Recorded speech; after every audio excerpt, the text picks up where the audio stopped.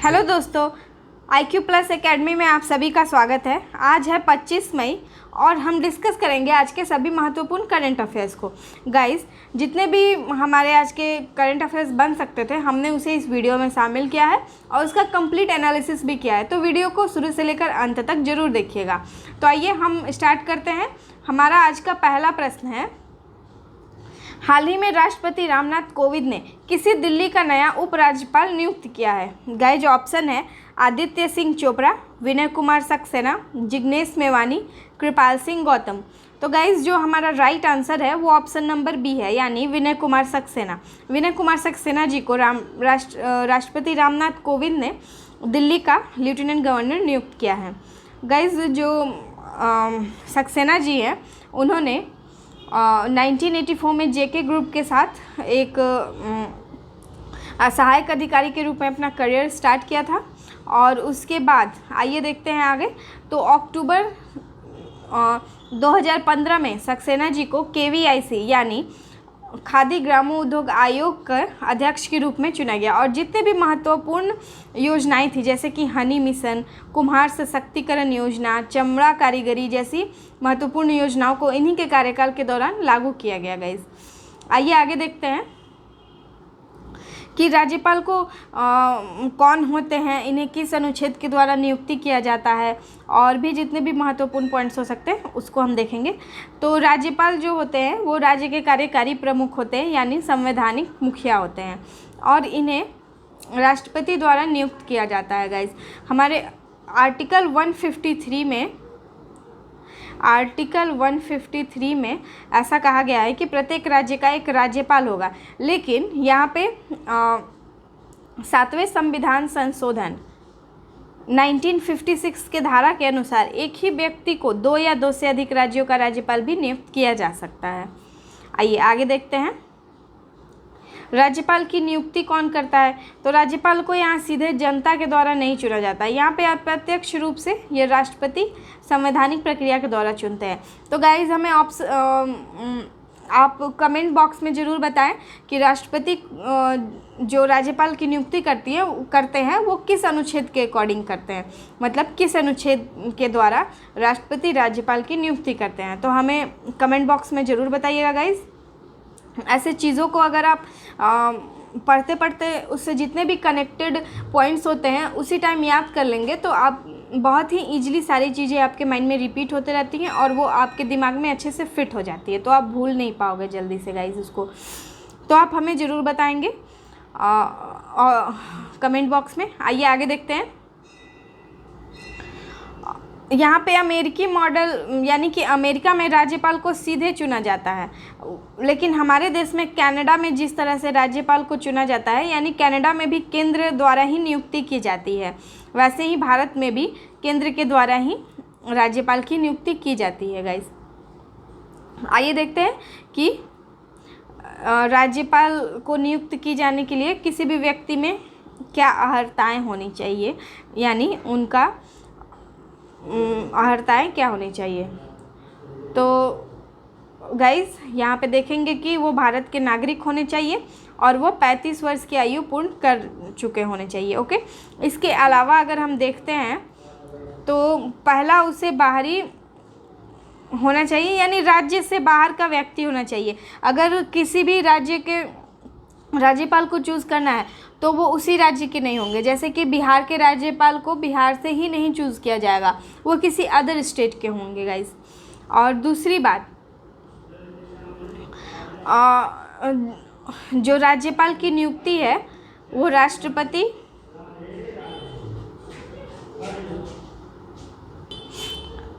राज्यपाल की नियुक्ति तब राष्ट्रपति के लिए आवश्यक हो कि वह राज्य के मामले में मुख्यमंत्री की परामर्श करें, यानी कि जब राष्ट्रपति राज्यपाल को नियुक्त कर रहे होते हैं तो उन्हें मुख्यमंत्री से परामर्श लेने की आवश्यकता होती है, ताकि केंद्र और राज्य दोनों का जो भी संबंध है वो सुचारू रूप से चलता रहे। कई जगहों पर देखा जाता है कि राज्यपाल के कारण मतलब कि केंद्र और राज्य में बहुत ही तनाव बना रहता है। गाइस, तो इसलिए ऐसा अनिवार्य है कि जो राज्यपाल की नियुक्ति हो रही हो तो वहाँ के मुख्यमंत्री से परामर्श जरूर लिया जाए। आइए गाइस आगे देखते हैं। आगे देखेंगे कि राज्यपाल को मुख्य रूप से ऐसे 4 शक्तियाँ दी गई हैं: कार्यकारी शक्तियाँ, विधायी शक्तियाँ, वित्तीय शक्तियाँ और न्यायिक शक्तियाँ। हम अपना अगला प्रश्न देखेंगे। अगला प्रश्न है, हाल ही में कैबिनेट ने जैव ईंधन नीति में संशोधन को मंजूरी दी और पेट्रोल में किस वर्ष तक 20% तक एथेनॉल मिश्रण करने का लक्ष्य रखा है। गाइस हमारा अगला प्रश्न है, हाल ही में कैबिनेट ने जैव ईंधन नीति में संशोधन को मंजूरी दी और पेट्रोल में किस वर्ष तक 20% तक एथेनॉल मिलाने का लक्ष्य रखा है। ऑप्शन है 2024, 2025, 2026 या 2027। तो गाइस इसका राइट आंसर है ऑप्शन नंबर बी यानी 2025 तक। आप हमें बताएंगे कमेंट बॉक्स में कि सरकार ने 2025 की जगह पे इससे पहले कौन से ईयर में 20% तक एथेनॉल मिलाने का लक्ष्य रखा था। आइए जानते हैं इसके बारे में और कुछ। हमारे वीडियो में ही आपको ये मिल जाएगा। वैसे देखिए, पेट्रोल में 20% तक एथेनॉल मिलाने का लक्ष्य जो रखा गया था वो रखा गया था 30 तक। ये डबल हो गया है क्वेश्चन गाइस। आइए आगे देखते हैं। प्रधानमंत्री की अध्यक्षता में केंद्रीय मंत्रिमंडल ने राष्ट्रीय जैव ईंधन नीति 2018 में संशोधन किया है और संशोधन करके 2030 तक जो 20% तक एथेनॉल मिलाने का लक्ष्य था उसे घटाकर 2025 कर दिया है। हमने अभी तक जो 2022 तक हमने कितना लक्ष्य रखा था पेट्रोल में एथेनॉल मिलाने का, तो वो 10% था गाइस। तो 10% में से अभी 13 मार्च 2022 तक 9.45% तक एथेनॉल मिलाया जा चुका है। यानी 10% एथेनॉल में से 10% एथेनॉल जो 2022 तक मिलाने का लक्ष्य रखा गया था उसमें से हमने 9.45% को मिला लिया है गाइस। आइए आगे देखते हैं।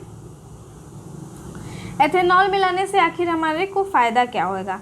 तो गाइज़ हमें जो फ़ायदा होगा वो होगा 30 करोड़ रुपए का फॉरेन एक्सचेंज की बचत होगी हमारी।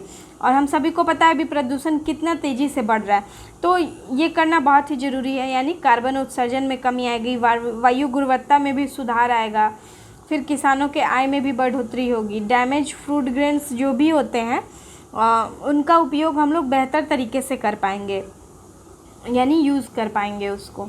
इसके अलावा हम और इसका देखेंगे तो infrastructure investment in rural areas, यानी रूरल एरियाज़ में इंफ्रास्ट्रक्चर इन्वेस्टमेंट होगा।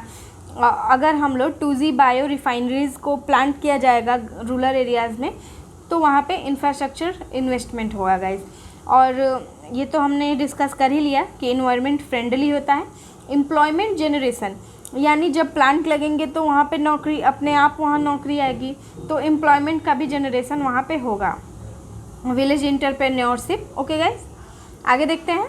आगे होगा कि वेस्ट टू वेल्थ जो हमारा एक इनिशिएटिव है उसको बहुत ही बढ़ावा मिलेगा। Agriculture, forestry and manufacturing solid waste, जो भी एग्रीकल्चर, फॉरेस्ट्री और म्यूनसिपैलिटी सॉलिड वेस्ट जो भी आते हैं उसको हम लोग वेस्ट टू वेल्थ में कन्वर्ट कर सकते हैं। यानी कि हम उसका खाद बना सकते हैं। जो भी म्यूनसिपैलिटी वेस्ट, सॉलिड वेस्ट आते हैं, जैसे कि बचा हुआ खाना हो गया, जो भी चीज़ें होती हैं वो म्यूनसिपैलिटी सॉलिड वेस्ट में आ जाती हैं। और एग्रीकल्चरल वेस्ट में भी बहुत सारी ऐसी चीज़ें होती हैं जिसका हम यूज़ एथेनॉल प्रोड्यूस करने में कर सकते हैं। फॉरेस्ट्री से भी वैसी ही चीज़ें आती हैं जिसको हम एथेनॉल बना सकते हैं गाइस। तो यहाँ वेस्ट टू वेल्थ जो इनिशिएटिव है उसको भी काफ़ी सहायता मिलेगी। और health benefits through encouraging utilization of used cooking oil gases as feed stock for production of biodiesel. हम लोग इथेनॉल का यूज़ करके हेल्थ बेनिफिट को भी बढ़ा सकते हैं। Reduce import dependency of crude, यानी कि हम जो भी क्रूड ऑयल, हम लगभग 85% तक क्रूड ऑयल को एक्सपोर्ट करते हैं, तो तो अगर हम लोग एथेनॉल को उसमें मिक्स करते हैं तो ये जो डिपेंडेंसी है वो कम हो जाएगी। और गाइज़ एक और सबसे बड़ा बेनिफिट होगा कि हम लोगों जो किसान हैं उनके आय में बढ़ोतरी भी होगी इससे। आइए हम लोग आगे देखते हैं। हमारा अगला प्रश्न है गाइस, हाल ही में अमेरिका ने आने वाले वर्षों में किस देश से राष्ट्रीय चंद्रमा पर उतरने का फैसला लिया है? ऑप्शन है India, south Korea, Australia, sorry यहाँ पे पूरा नहीं लिख पाई हूँ मैं, एंड जापान, गलती से। ओके गाइस, तो इसका राइट जो आंसर होगा गाइस वो जापान होगा। आइए आगे पढ़ते हैं। हमारा अगला प्रश्न है, किस राज्य के स्वास्थ्य मंत्री को हाल ही में बर्खास्त कर 27 मई तक के लिए पुलिस रिमांड पर भेज दिया गया है? ऑप्शन है वेस्ट बंगाल, राजस्थान, पंजाब, महाराष्ट्र। तो गाइज जो इसका राइट आंसर है वो है ऑप्शन नंबर सी, यानी पंजाब के स्वास्थ्य मंत्री को हाल ही में बर्खास्त कर दिया गया है। वहाँ के जो भी सीएम है उनके द्वारा यहाँ के स्वास्थ्य मंत्री को बर्खास्त कर दिया गया है। आइए देखते हैं आगे। तो पंजाब के जो सीएम है उनका नाम है भगवंत मान। जो अभी अभी आप वहाँ पे आपकी सरकार बनी है उसके थ्रू भगवंत मान को वहाँ पे सीएम चुना गया है। और राज्य के स्वास्थ्य मंत्री जो थे उनका नाम था विजय सिंगला, उन्हें बर्खास्त कर दिया गया है। उन पर यह आरोप लगाया गया है गाइस कि वे 1% कमीशन की मांग कर रहे थे। और सॉरी, सीएम भगवंत मान ने कहा है कि सिंगला ने यह अपराध को कबूल भी कर लिया है। चलिए आगे देखते हैं। मंत्री को पद से हटाने वाले दूसरे सीएम हो गए भगवंत मान। ये हमारे देश के इतिहास में ये दूसरी बार हो रहा है गाइस जब मुख्यमंत्री ने सीधे अपने किसी मंत्री पर ही कार्रवाई कर दी हो। इससे पहले आपकी ही सरकार वाली अरविंद केजरीवाल दिल्ली में एक मंत्री को भ्रष्टाचार के मामले में बर्खास्त किया था उन्होंने। आइए आगे देखते हैं। तो पंजाब की राजधानी चंडीगढ़ हो गई, इसका सबसे बड़ा शहर लुधियाना हो गया। यहाँ जनसंख्या दिया हुआ है, इसका जो जनसंख्या घनत्व है वो 551 पर किलोमीटर है। और इसमें 23 ज़िले हैं पंजाब में। यहाँ का लैंग्वेज जो भी है वो पंजाबी है। और इसका गठन 1 नवंबर 1966 को हुआ था। राज्यपाल है बनवारी लाल पुरोहित, मुख्यमंत्री भगवंत मान, विधानमंडल एक सदनीय है। विधानसभा में सीटें जो हैं वो 117 हैं, राज्यसभा की सीटें 7 हैं, लोकसभा की सीटें 13 हैं। और जो उच्च न्यायालय है वो यहाँ का पंजाब और हरियाणा उच्च न्यायालय यहाँ का उच्च न्यायालय है। ओके, आगे देखते हैं गाइस। यहाँ पे जो भी जैसे बिहार वगैरह में लिखे होते हैं वाहन पे अक्सर वहाँ पे पीबी से शुरू होता है। आइए ये देखिए, ये हमारा पंजाब है, यहाँ पे स्थित है। और ये यहाँ पे इस पाकिस्तान है, जम्मू कश्मीर है, हिमाचल प्रदेश है और यहाँ राजस्थान है। गाइस चंडीगढ़ कहाँ स्थित है? तो चंडीगढ़ जो इसकी राजधानी है यहाँ पे स्थित है। आइए आगे देखते हैं। हमारा अगला प्रश्न है गाइस, विश्व स्वास्थ्य सभा का 75वां संस्करण किस देश में आयोजित किया जा रहा है? ऑप्शन है बेल्जियम, जर्मनी, स्वीडन या स्विट्जरलैंड। तो गाइस जो इसका राइट आंसर है वो ऑप्शन नंबर डी, यानी स्विट्जरलैंड में विश्व स्वास्थ्य सभा का 75वां संगठन आयोजित किया जा रहा है। ये विश्व स्वास्थ्य संगठन का लोगो है गाइस, हम लोग देख सकते हैं। आइए आगे देखते हैं। इसका स्थापना हुआ था वो 7 अप्रैल 1948 को हुआ था। और ये एक संयुक्त राष्ट्र का संघ का ही एक बॉडी है, यानी बॉडी है। और वैधानिक स्थिति इसकी अभी सक्रिय है। मुख्यालय जेनेवा स्विट्जरलैंड में है। इनके प्रमुख का नाम टेड्रोस एडहानम है। और सौम्या स्वामीनाथन यहाँ की चीफ एग्जीक्यूटिव यानी उप महानिदेशक हैं। इनका जन्म हमारे भारत में ही चेन्नई में हुआ था, सौम्या स्वामीनाथन का जन्म। और इसके उप महानिदेशक जो हो गए वो जेन एलिसन है। आइए आगे देखते हैं। ये स्विट्जरलैंड का मैप है गाइस। हम जब इसका PDF अवेलेबल करवाएंगे अपने ग्रुप में तो आप इसको अच्छे तरह से देख लीजिएगा। और स्विट्जरलैंड का मैप है ये। यहाँ पे जर्मनी है, ये फ्रांस का एरिया है गाइस यहाँ पे। और जो जेनेवा है वो स्विट्ज़रलैंड और फ्रांस के बॉर्डर पे स्थित है गाइज़। यहाँ पे ये सब फ्रांस का एरिया है और ये इटली का एरिया है गाइज़। आइए आगे बढ़ते हैं।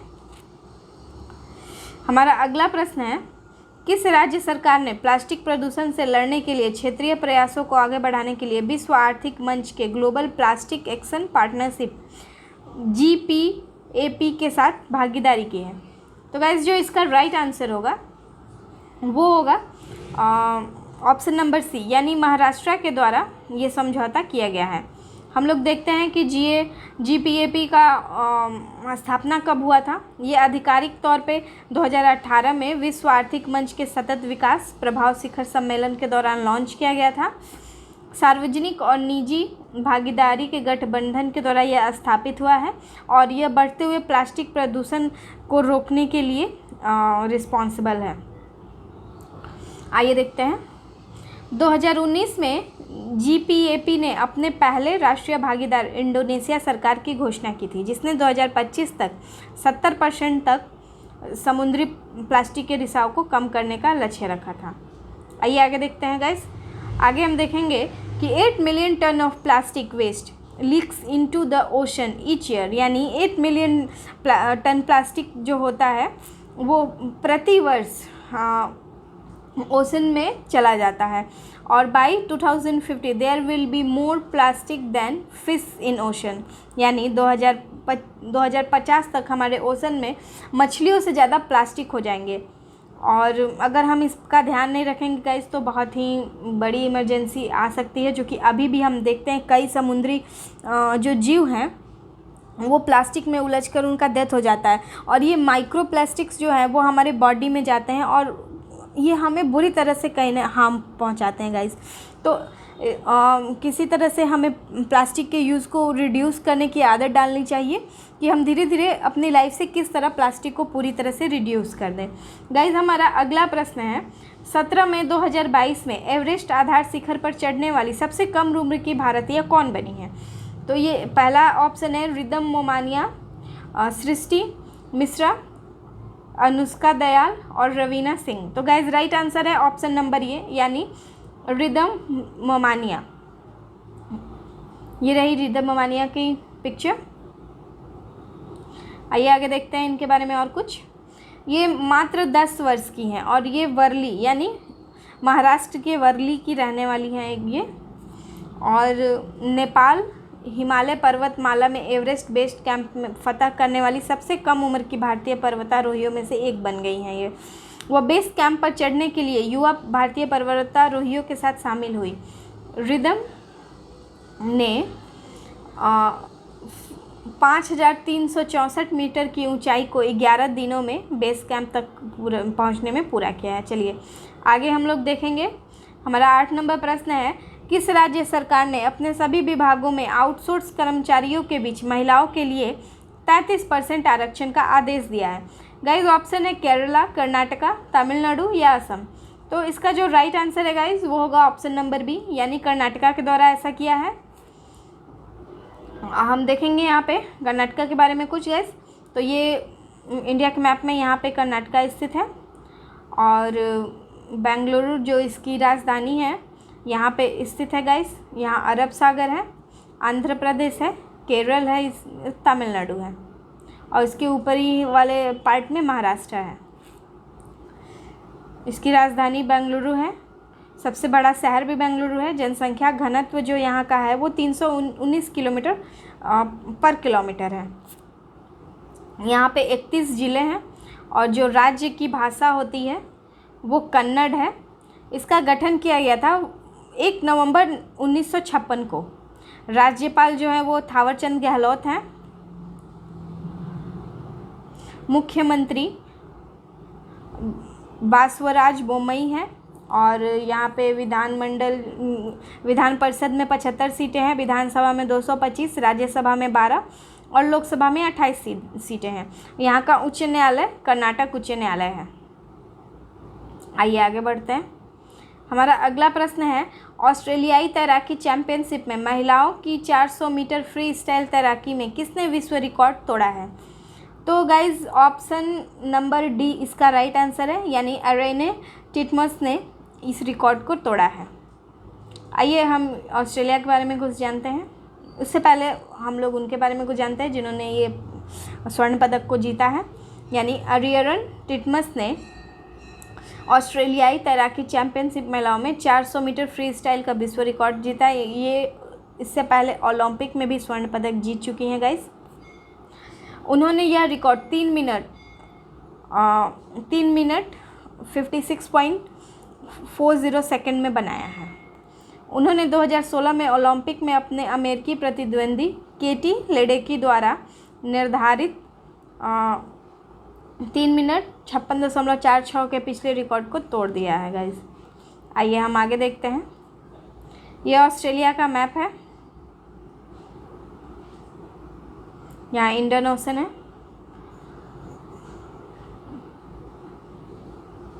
आप लोग अच्छे से देख लीजिए।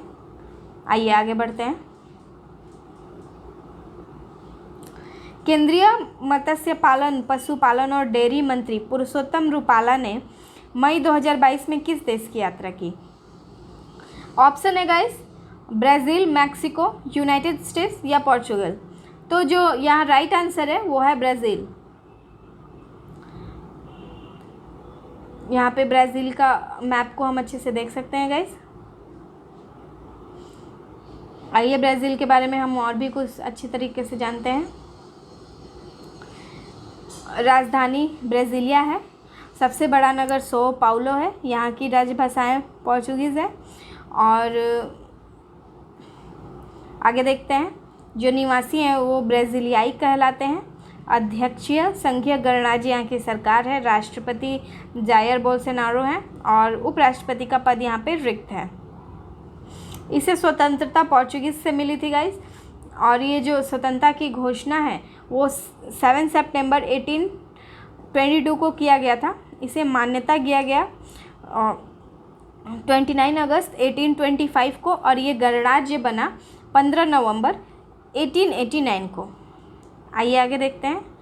हम अपना अगला प्रश्न देखेंगे। अगला प्रश्न है, टाइम मैगजीन ने 2022 में 100 प्रभावशाली लोगों की लिस्ट जारी की है। इसमें कौन शामिल है? ऑप्शन है गौतम अडानी, करुणानंदी, खुर्रम परवेज या ऑल ऑफ द एबव। तो गाइज जो इसका राइट आंसर है वो होगा ऑप्शन नंबर डी, यानी ऑल ऑफ द एबव। आइए देखते हैं इनके बारे में कुछ। ये करुणानंदी जो है वो सुप्रीम कोर्ट की अधिवक्ता हैं और गौतम अडानी एक बहुत बड़े बिजनेसमैन हैं। और जो खुर्रम परवेज थे वे प्रख्यात कश्मीरी मानवाधिकारी कार्यकर्ता हैं। उन्हें टाइम पत्रिका 2022 में 100 लोगों की सबसे प्रभावशाली सूची में शामिल किया गया है। ये जो सूची होती है वो icons, pioneers, titans, artist, leader और इनोवेटर्स में डिवाइड किया गया है। आइए देखते हैं। और इसके अलावे टाइम मैगजीन की सूची में और किसे किसे शामिल किया गया है तो अमेरिका के राष्ट्रपति जो बाइडन को, यूक्रेन के राष्ट्रपति व्लादिमीर जेलेंस्की को, रूसी राष्ट्रपति व्लादिमीर पुतिन को और चीनी राष्ट्रपति शी जिनपिंग, यूरोपीय आयोग के अध्यक्ष जो हैं Ursula von der Leyen, tennis star Rafael Nadal, Apple के सीईओ टिम कुक और मीडिया मुगल ओपेरा ब्रिफनो, पाकिस्तान के मौजूदा मुख्य न्यायाधीश जस्टिस उमर अता वंदियाल को भी शामिल किया गया है। आइए आगे देखते हैं। तो जो करुणानंदी हैं वो हमेशा से महिलाओं के अधिकारों के लिए लड़ती रही हैं। इसलिए टाइम पत्रिका ने यह कहा है कि वह न केवल एक वकील हैं बल्कि सार्वजनिक कार्यकर्ता भी हैं जो अपनी काबिलियत और बहादुरी के साथ बदलाव लाने की आवाज़ उठाती रही हैं। पत्रिका ने उन्हें महिलाओं के अधिकारों को चैंपियन बताया है। आइए आगे बढ़ते हैं।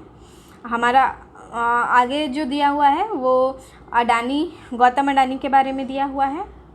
ये दुनिया के 6ठे सबसे बड़ी अर्थव्यवस्था में एक राष्ट्रीय स्तर पर दिग्गज कंपनी हो चुकी है गाइस।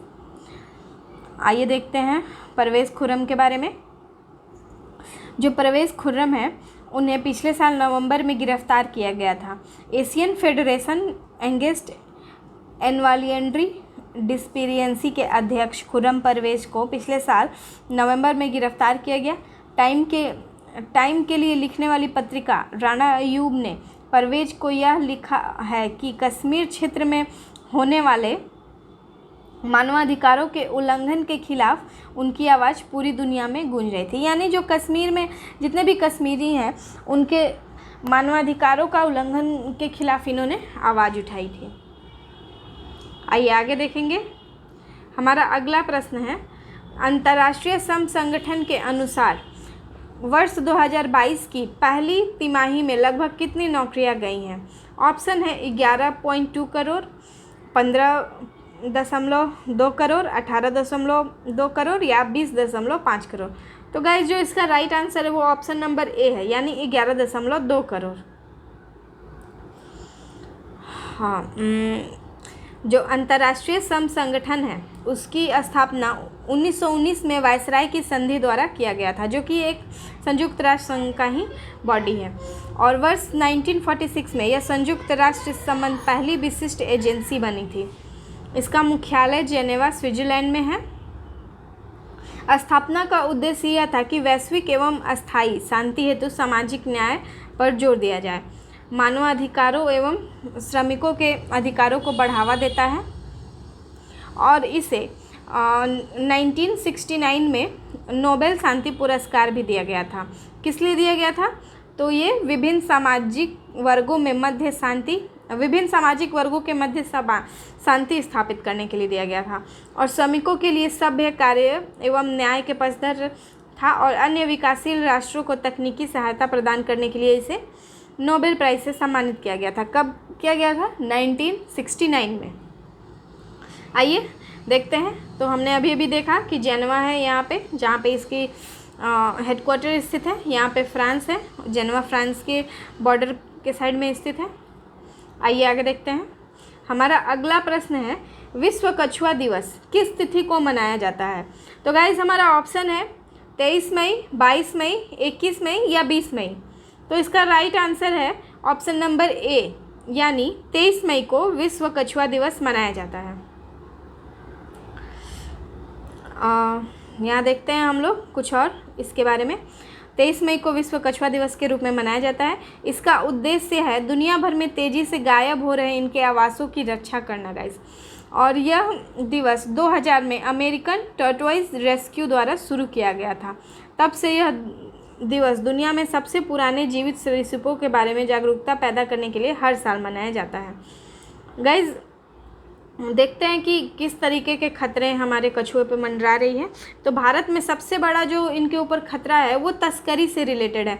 इनकी तस्करी दूसरे देशों में कर दी जाती है गाइस, और इनके यहाँ तक कि इनके अंडों को भी खोद के निकाला जाता है और उनकी भी तस्करी कर दी जाती है। उन्हें हर साल बड़ी संख्या में पूर्वी एवं यहाँ कहाँ इनकी तस्करी की जाती है? तो पूर्वी एशियाई और दक्षिण पूर्वी एशियाई बाज़ारों में की जाती है।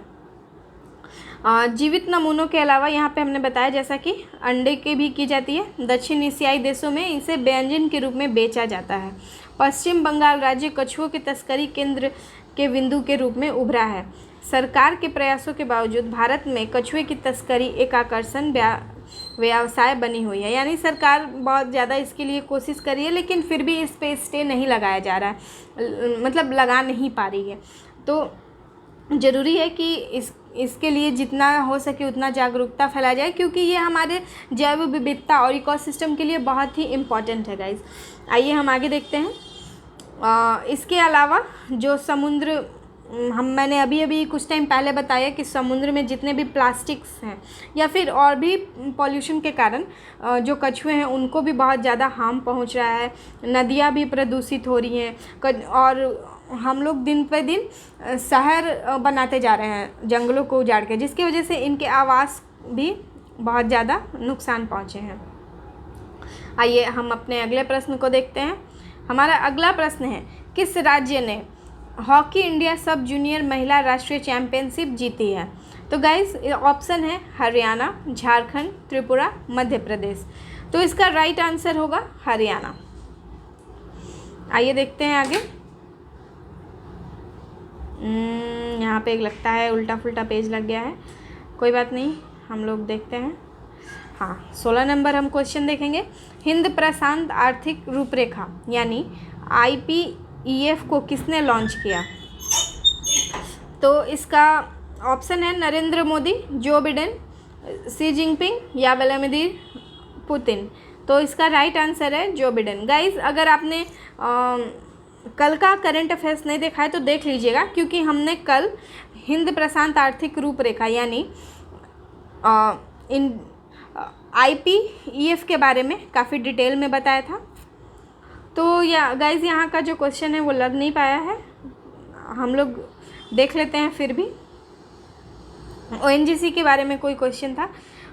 भारत की शीर्ष ऊर्जा कंपनी है ये ONGC। विश्व स्तर पर यह 11वीं कंपनी है और 250 वैश्विक ऊर्जा कंपनी यानी 2020 में भारत में शीर्ष ऊर्जा कंपनी के रूप में स्थान लिया था। और जो इसकी ये गीता मित्तल है, अलका मित्तल, ये ONGC की CMD है यानी चेयरमैन और MD है। तो गाइस आपको आज का सेशन कैसा लगा हमें ज़रूर आप बताइएगा कमेंट करके, और प्लीज़ गाइस वीडियो को लाइक और सब्सक्राइब चैनल को ज़रूर करिए, क्योंकि हमें आपकी सपोर्ट की बहुत ज़रूरत है। अगर आप लाइक और कमेंट करते हैं तो इससे हमें एक तरह का सपोर्ट मिलता है, और गाइस लाइक करने में ज़्यादा टाइम भी नहीं लगता है। तो प्लीज़ इसे अच्छा लगे तो प्लीज़ शेयर करें, और अगर इसमें कोई कमी है तो उसको तो डेफिनेटली ही बताएं, ताकि हम उसको सुधार करें और आगे आपको जितना भी बेस्ट हो सके हम अपना दे पाएँ। तो गाइज़ थैंक यू, अपने तैयारी को अच्छे तरीके से करते रहिए। Best of luck.